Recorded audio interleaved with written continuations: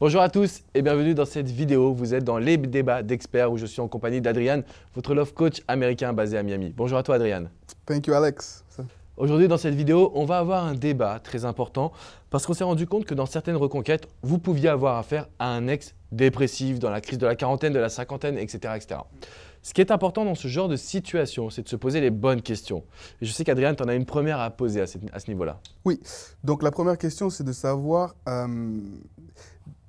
en fait, comment ne pas culpabiliser. Comment ne pas culpabiliser par rapport au problème de son partenaire, d'une personne que l'on aime, qu'on a conscience en fait de certains problèmes que cette personne a.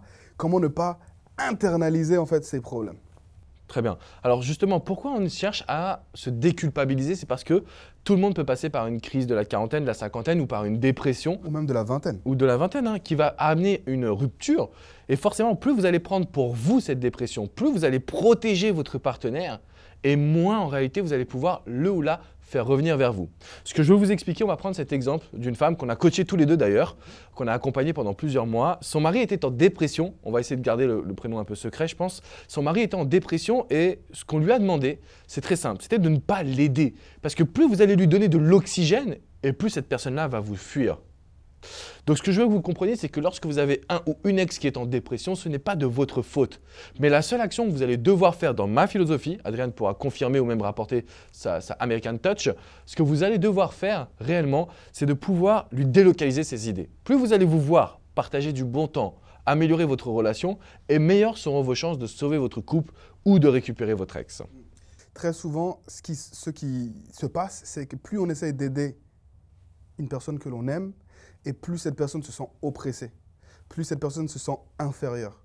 Et donc, je recommande très souvent aux gens qui sont dans ce genre de situation-là de se focaliser sur eux, de continuer à tracer leur chemin, d'aller au bout de certains projets, d'accord? Et dans le meilleur des cas possibles, de continuer à aller vers un projet de vie commun. Je sais que c'est un terme, une philosophie qui t'est propre, que j'ai aussi développée aux États-Unis. Et je pense qu'il est intéressant de parler brièvement de l'intérêt que ça pourrait avoir de continuer de son côté à aller vers le projet de vie commun qu'on a avec son partenaire, même après une rupture, même après une séparation, là où le conjoint, le copain ou la copine est déprimé. Alors effectivement, ce qui est très important aujourd'hui, pour rebondir sur tes analyses et tes conseils, c'est de ne pas agir pour l'autre en fonction de ses propres besoins à nous.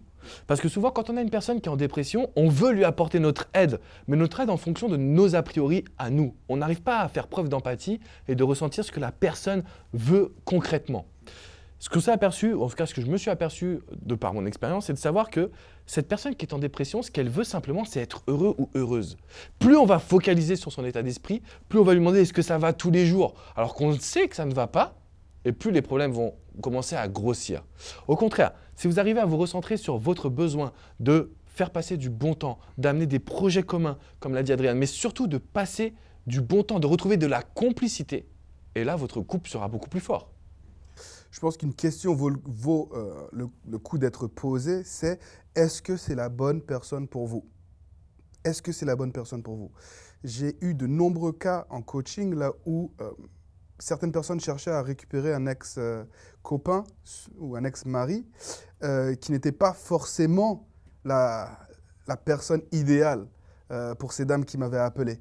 Et donc, dans un premier temps, c'est difficile d'arriver à cette réalisation, de se dire qu'en fait, il faut tourner la page. Mais c'est mon rôle de coach de m'assurer que vous vous posez les bonnes questions et de ne pas vous renvoyer dans un schéma qui vous sera défavorable ou bien de vous remettre dans une relation là où vous ne serez pas épanoui. Le but, ce n'est pas de se remettre en couple avec son ex. Le but, c'est d'être heureux en amour. Et donc, même si c'est une question qui gêne, il faut vraiment vous poser la question est-ce que c'est la bonne personne pour moi?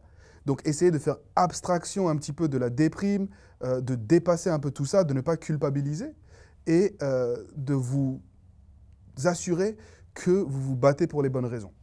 Ce qui est important également, c'est de vous dire Oui, lorsque c'est la bonne personne, alors vous allez devoir passer à l'action, mais pas uniquement dans sa dépression, plutôt qu'est-ce que vous allez pouvoir partager de positif. Voilà ce que vous devez retenir aujourd'hui de cette vidéo, c'est que si vous êtes convaincu que c'est la personne qu'il vous faut, alors focalisez essentiellement sur le positif et n'essayez pas de l'aider à sortir de la dépression parce que c'est lui qui va vous y entraîner également.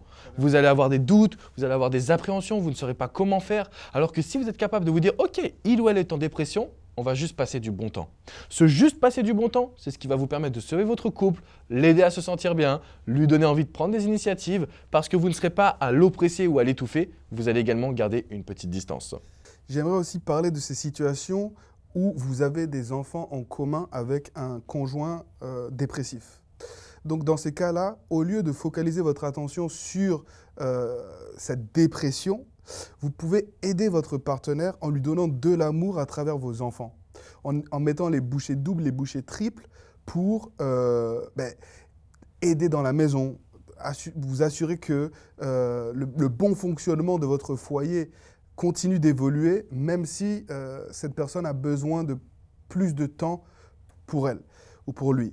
Et de encore plus vous investir dans la vie de vos enfants pour justement combler un vide passager. Parce que très souvent, ce sont des vagues, d'accord? Ce sont des vagues. Il y a une période de moins bien qui peut être plus ou moins longue, mais éventuellement, cette vague passe pour amener des énergies beaucoup plus positives derrière. Et ce sera votre conjoint qui sera là aussi pour vous, pour s'investir dans votre foyer et pour s'occuper des enfants quand vous aurez un passage à vide. Alors, si je peux même, moi, vous apporter un conseil, c'est parfois, il faut programmer ces week-ends. Je vais vous demander de programmer vos week-ends à l'avance avec vos enfants, justement, de sorte à faire des activités que vous n'aviez jamais encore pratiquées. C'est important de donner des nouveautés à ces enfants et c'est important également que votre compagnon se rende compte qu'il y a de nouvelles émotions possibles. Je le dis souvent, quand il y a de la nouveauté, on perd ses repères. Et lorsque vous perdez vos repères, ou lorsque votre plutôt partenaire qui est en dépression perd ses repères, il perd également ses perceptions négatives. Donc quand vous allez tenter une nouvelle action, vous allez avoir de nouvelles émotions qui seront positives et c'est ainsi que vous allez pouvoir sauver votre relation. C'est très bien dit, je ne pourrais rien rajouter là-dessus, c'est vraiment super. Donc, tout simplement, si vous êtes avec une personne dépressive, ne perdez pas espoir. C'est votre positivité, c'est votre dynamisme qui va justement permettre d'aider cette personne à sortir de cette vague un peu négative.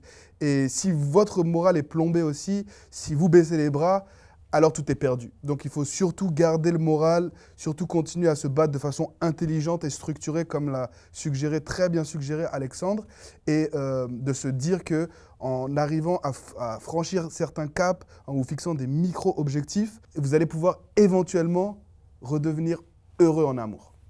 Alors n'hésitez pas à commenter cette vidéo, n'hésitez pas à nous laisser des commentaires pour partager vos impressions, vos questions. On se fera un plaisir de vous répondre. Moi je vous dis à très bientôt pour un prochain débat des experts. Ciao ciao les amis. Ciao Adrien. Take care. Thank you.